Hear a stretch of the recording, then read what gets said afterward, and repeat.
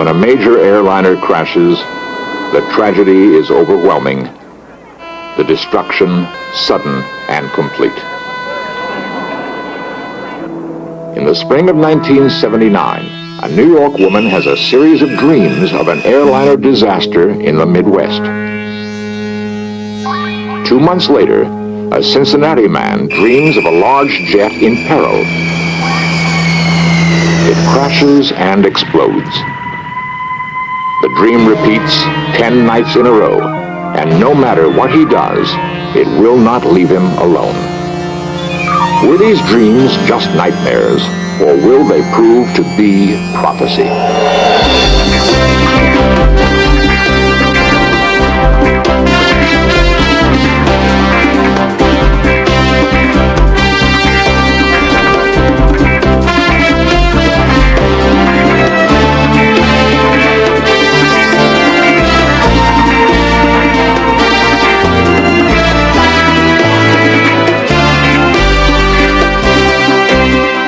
This series presents information based in part on theory and conjecture.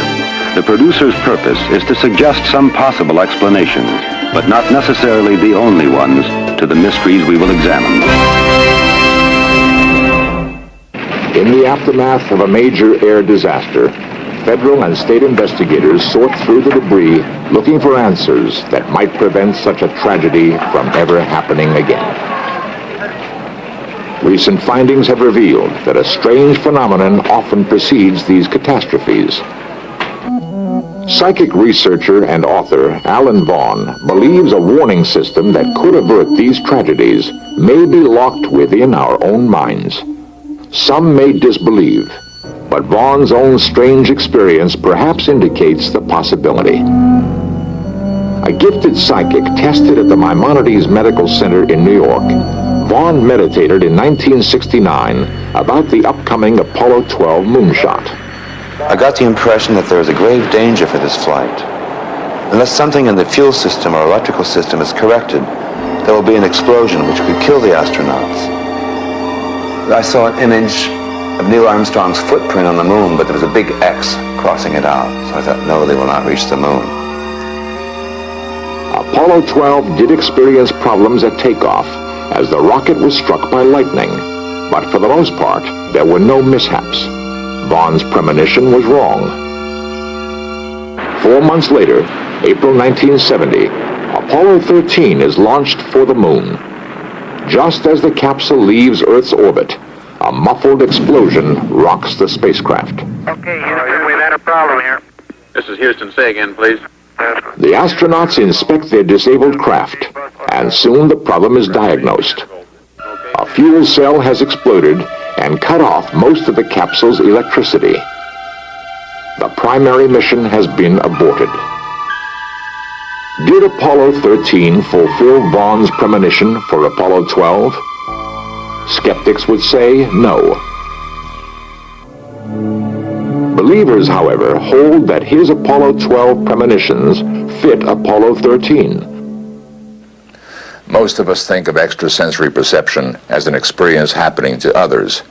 Yet ESP can occur every night in our most common altered state of consciousness, sleep.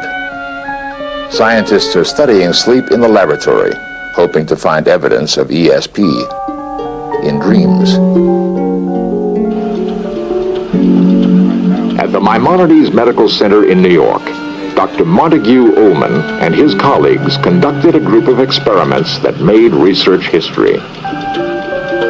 For 6 years, more than 100 subjects would come in at night to be studied as they slept. Their physical state would be recorded so that the scientists could monitor their brain waves and determine when they were dreaming. Could dreamers dream about the future, demonstrating precognition of an event that was yet to happen? In the design of a precognitive experiment, the special waking event that the dreamer is to dream about does not exist. Hasn't been created. No one knows about it or what it's going to be. Each night, the subject is asked to dream about a series of slides he will be shown the following day. These slides will be his target. His dreams are charted, and he will be awakened after each one. I was dreaming of the color blue. It's very prominent, and it's birds and like the sky. In the morning, he is interviewed to capture any last impressions before the dream reports are sent away to independent analysts. Terry, what is your overall impression of this dream? Well, I have a feeling that my next target will be concerned with birds. Later that day, another experimenter who knows nothing about the subject's dreams selects a slideshow at random. If the topic of the show corresponds to his dream, the target will be hit.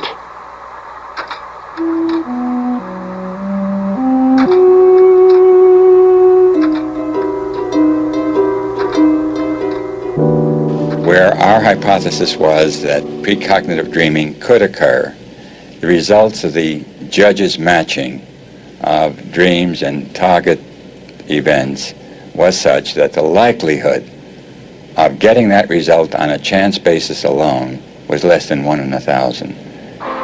This case, plus many others, suggests that precognition can occur in our dreams. However, precognition isn't limited to the laboratory. How many of us are glimpsing the future in our ordinary dreams and nightmares? Perhaps these dreams can be used to save hundreds of lives. Robert Nelson is searching for someone, maybe that 1 in 1,000, who can foresee the future and help prevent disasters. Nelson founded the Central Premonitions Registry. He regularly receives letters from people who feel they have had a preview of an important upcoming event. His files contain many intriguing correlations between news items and these predictions. What would happen if he received several warnings of a major air crash? We would certainly draw up a letter to the heads of the airlines and also to the FAA pointing out that we have received careful and detailed predictions relating to what could be a disaster. And we would send this to the involved airline, plus we would probably send it to the other airlines too in case there was a miss on the airline, plus to the FAA. We would make sure that this information was disseminated. Every day, Nelson searches his mail for messages of the future. But so far, no individual dream message has provided enough information to prevent a disaster. In 1978, Shawn Robbins had not heard of the Central Premonitions Registry. If she had, she might have reported this dream. Shawn recreates what happened that night. It was Sunday night, and in September I had a dream that was different than my usual dream. I saw a plane in the sky. It was going to a destination. The destination was California. I had the feeling that the disaster was about to happen and would be the United States' worst in history.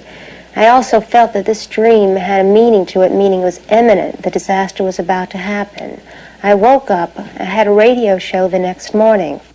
As a personal counselor who feels she has a heightened sense of ESP, Shawn is often interviewed on the subject. The morning after her dream, she was featured by Buddy Dean on KOTN in Pine Bluff, Arkansas.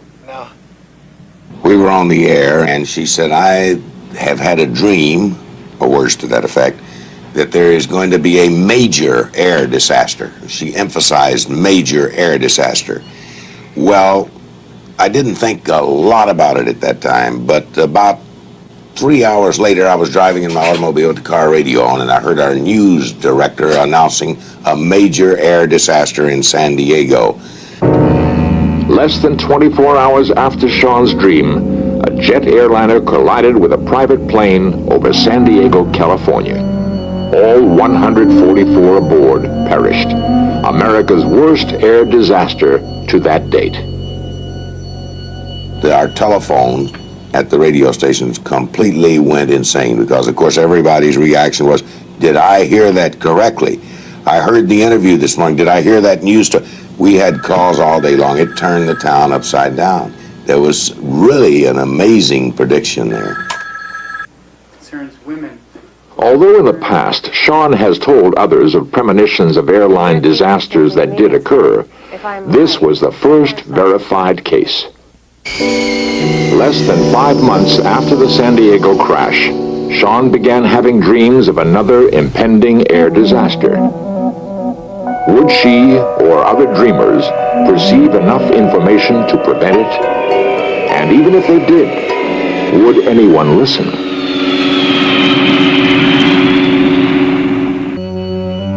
In March 1979, Sean Robbins dreamed of another major plane crash. She sensed this event was still weeks or months away, but approaching with a terrible certainty. On March 12th, she told her premonition to John Erling, whose morning talk show is broadcast on KRMG in Tulsa, Oklahoma. Of 72. And halfway through our conversation, as I started talking about previous airline crashes that had been predicted by her, she said, as a matter of fact, John, she said, I had a dream last night about a major airline crash that would happen in the Midwest. At that time, she gave me numbers, which could have been the flight number and tail numbers, as I recall, and said, but it was by a major airlines. Off the air, she gave me the name of the airlines.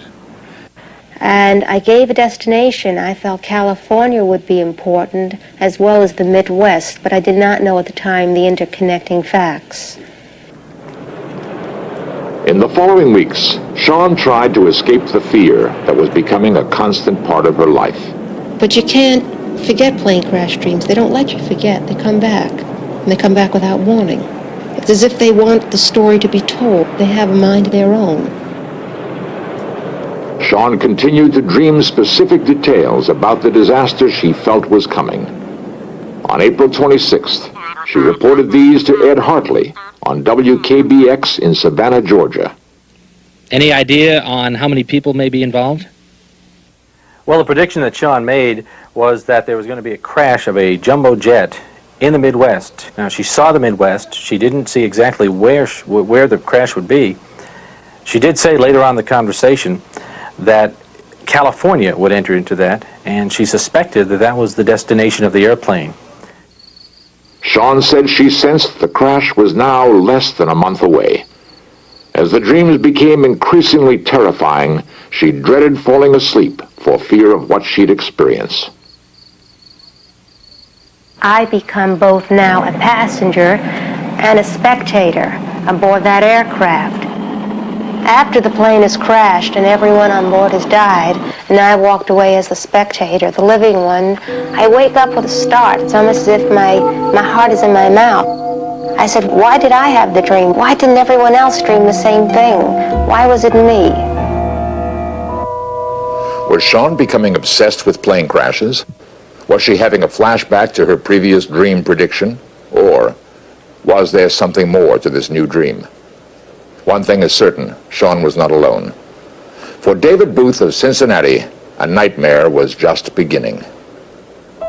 Before May 1979, David had led an average life, managing a rent-a-car office and raising a family. He never had psychic-type dreams before. But one morning, he was jarred awake by the shattering vision of an airliner crash. On the morning of May 16th, I had a dream. I'm looking out to my right over a field, and there's a tree line diagonally down like that. And I look up in the air, and there's this great big jet, and it wasn't making the noise that it should. It wasn't a feeling of impending doom or that it was going to crash or anything. It just wasn't making the sound that it should. It starts to turn with the wing going up in the air, and it just goes on its back and then goes straight down into the ground and it explodes. As the sound of the explosion would start to die out, that's when I would wake up. It was very, very scary. Trying to describe some of the emotions that I felt, I mean, how can you describe sorrow? David was unable to understand his frightening dream. All that day, he tried to forget it by losing himself in his work. For the moment, he shared his experience with no one. That night, he went to bed exhausted, hoping his sleep would be undisturbed. The second night that I had the dream was a very weird experience. When I woke up, I had been crying. The main feeling that I had was urgency, as if I was being compelled to do something, to act fast. As the week progressed and the dream repeated every night, David found it harder to ignore. Still, he kept it to himself. Tuesday, May 22nd, David had the dream for the 7th night in a row. He began to feel he would have no peace until he took action. Starts to bank off and just rolls on its back and down it goes. And the same explosion.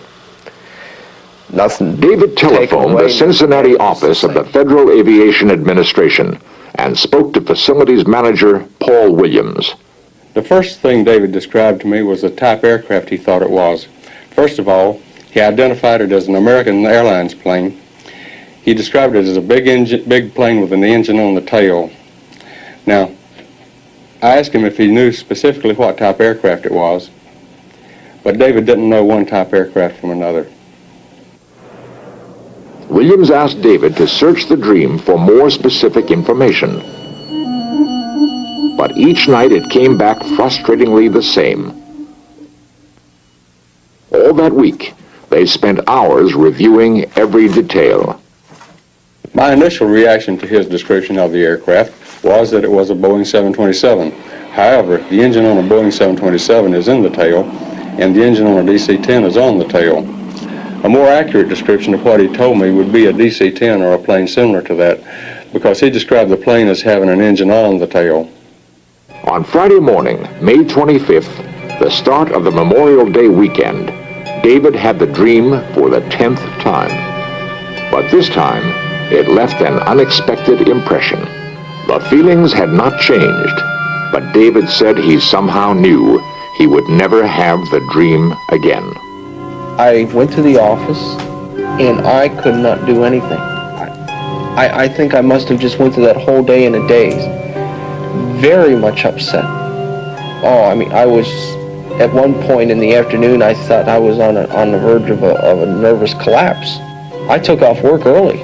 I had to. There was no other choice. I couldn't function there. It was 4 o'clock. 3 o'clock at Chicago's O'Hare Airport. Flight 191, cleared for takeoff. 191, roger, here we go. 270 people were aboard Flight 191, a DC-10 bound for Los Angeles.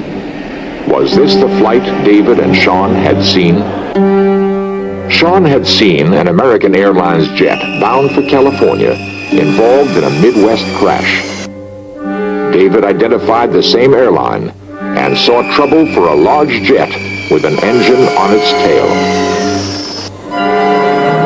And I look up in the air and there's this great big jet, and it just wasn't making the sound that it should. It starts to turn with the wing going up in the air, and then goes straight down into the ground and it explodes. One of the plane's engines had broken away during takeoff. At 500 feet, the plane began dropping. Eyewitnesses reported the other wing engine shut off. There was silence in the air. It was the worst air disaster in U.S. history. All those aboard died. When I heard that an aircraft had crashed in Chicago, it was as if I knew what had happened. All of the other events that I've learned that happened in Chicago describe after the fact what David Booth described to me before the fact. News of the disaster had not yet reached David and his family. I came home and we ate dinner and we sat down to watch television, and a news break came on. I can't even find the words to describe how I felt. I called Paul Williams, and I think emotionally I just fell apart. David appeared to me to blame himself for not being able to get enough information to prevent. this accident from happening. He seemed to feel that if he could have grasped just a little bit more information, that he would have been able to prevent that accident. It seemed that he felt he was being singled out as the only person in the whole world that message was being given to. I tried to tell him that he couldn't blame himself for it, that he had done all that he possibly could. We did try to do something. We made an attempt, even though we failed. If there had just been somebody that we could have talked to that understood these, then maybe in some way it couldn't have been prevented. I don't know. I feel that way. I feel that way very much.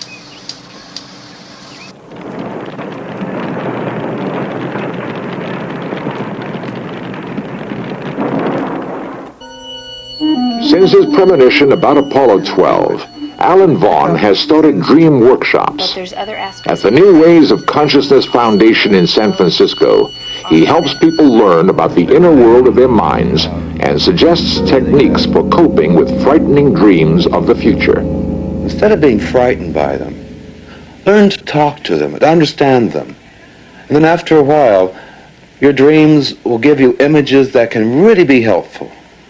So you can turn a frightening situation where the dreams terrify you into a situation where the dreams bring gold. Robert Nelson continues his search for dreams of the future. If you have a premonition, write to the Central Premonitions Registry, Box 482, Times Square Station, New York, New York, 10036.